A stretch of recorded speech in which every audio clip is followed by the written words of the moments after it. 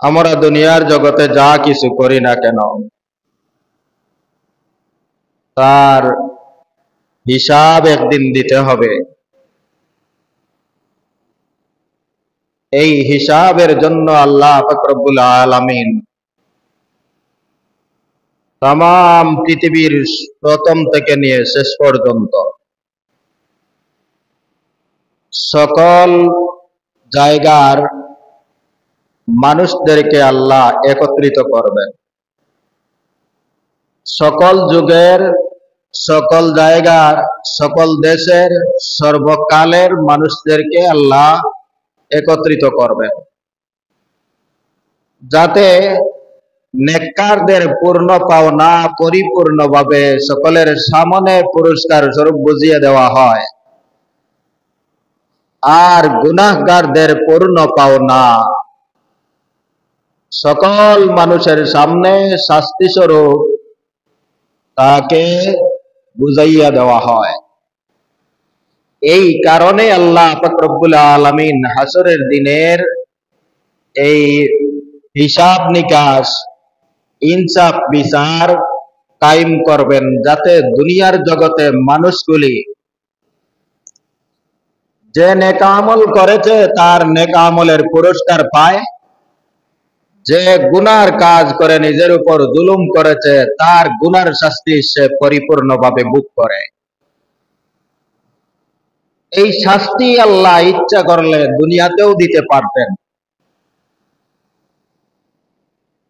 হ্যাঁ, দুনিয়াতেও গুনার কাজের শাস্তি কিছু কিছু ভোগ করা হয়। দুনিয়াতেও আল্লাহ পাক রব্বুল আলামিন অনেক অপরাধের শাস্তির আংশিক দুনিয়াতে দান করেন। ঠিক তদ্রূপ ভাবে অনেক নেক আমলের ফলাফল দুনিয়াতেও আল্লাহ আংশিক দান করেন, পরিপূর্ণ দান করেন না। পরিপূর্ণভাবে একজনের ফলাফল দিতে হলে তার বিশাল একটা অবস্থানের দরকার এবং বিশাল একটা সুযোগের দরকার। পরিপূর্ণভাবে শাস্তি দিতে হলেও তার বিশাল একটা সমাবেশের দরকার এবং সেই শাস্তিটা ধারণ করার মতো সময় তাকে দেওয়ার দরকার। দুনিয়ার জীবন যাতে এত অল্প, সাধারণত যদি গড়ে আয়ু ধরা হয় তাহলে একজন মানুষের আয়ু, গড় আয়ু হবে 60 বছর। এই 60 বছর জীবনের মাঝে সে এমন এমন কিছু অপরাধ করেছে যে অপরাধের কারণে তাকে শাস্তি দিতে হবে। মনে করেন এক মানুষ দুনিয়ার জগতে আর এক মানুষকে খুন করেছে, দুনিয়ার বিচার অনুযায়ী যে মানুষ অন্য মানুষকে খুন করছে খুনের বদলা তার খুন করা হয়, এটা হলো ইসলামের বিধান।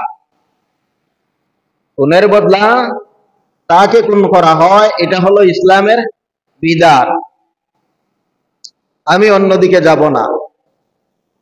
এখন একজন মানুষকে যদি খুনের বদলা খুন করা হয় তাহলে তো তার জীবনটাই শেষ হয়ে গেল, মৃত্যুদণ্ড দেওয়া হলো, তার জীবনই শেষ। এই একই মানুষ 10টা খুন করছে, তাহলে তার শাস্তিটা কেমন হবে? সে তো শুধুমাত্র একজনের অপরাধের, একজনের খুনের অপরাধের কারণে তাকে খুন করা হলো, তার জীবনই শেষ হয়ে গেল। বাকি 9 জনের যে ইনসাফের বিচারটা পাওয়ার কোনো সুযোগ থাকে না।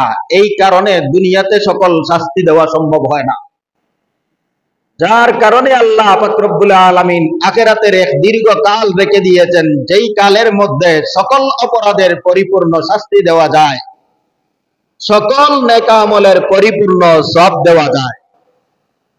মনে করেন একবার যদি কোনো আল্লাহর বান্দা আন্তরিকতার সাথে সুবহানাল্লাহ বলে, তাহলে আসমানের নিচে আর জমিনের উপরে এই মহাশূন্য সওয়াবে পরিপূর্ণ হয়ে যায়। যখন একজন মানুষের একবারের সুবহানাল্লাহ আসমানের নিচ জমিনের উপর সওয়াবে পরিপূর্ণ হয়ে যায়, একজন মানুষ আছে প্রতিদিন 100 বার সুবহানাল্লাহ বলতেছে, তাহলে এই দুনিয়া যদি পরিপূর্ণ হয়ে যায় একজনের সওয়াবের কারণে, তাহলে তার বাকি সওয়াবগুলো রাখবে কোথায়? এই সওয়াবের আহ পুরস্কার যে বুক করবে কোথায়, কোন সময়, তার কোনো ঠিকানা নাই। যার কারণে আল্লাহ পাক রব্বুল আলামিন আখিরাতের একটা অনন্তকাল রেখে দিয়েছেন। সেই কালের প্রকৃত নেকামলকারী যারা হবে তাদের পরিপূর্ণ পুরস্কার দেওয়া হয়, আর প্রকৃত পক্ষে গুনাহগার যারা হবে অপরাধী তাদেরকে পরিপূর্ণভাবে শাস্তি দেওয়া হয়। এই কারণে পরকাল। অনেকের মনের মধ্যে প্রশ্ন জাগে যে আখিরাত